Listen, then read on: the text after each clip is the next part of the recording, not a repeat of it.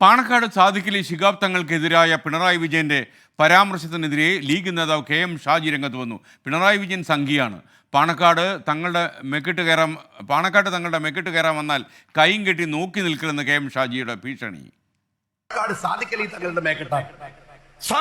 തങ്ങൾ ജമാഅത്തെ ഇസ്ലാമിയുടെ അനുയായിയെ പോലെ പെരുമാറുന്നു.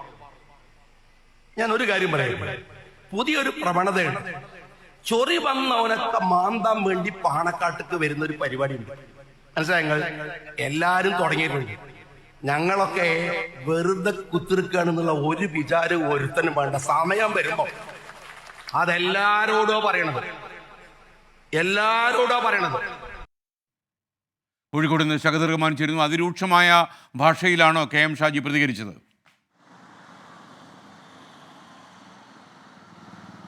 തീർച്ചയായിട്ടും ഒരുപക്ഷെ വിമർശനം എന്നതിനപ്പുറത്ത് ഒരു ഭീഷണി എന്ന് വേണം നമുക്ക് ഈ ഒരു ഘട്ടത്തിൽ KM ഷാജിയുടെ ഈ പ്രസംഗത്തെ പറയാൻ. നമുക്കറിയാം, ഇന്നലെ ആയിരുന്നു ഈ സന്ദീപ് വാര്യർ ഈ പാണക്കാട് സാദിഖലി ശിഹാബ് തങ്ങളെ സന്ദർശിച്ചത്.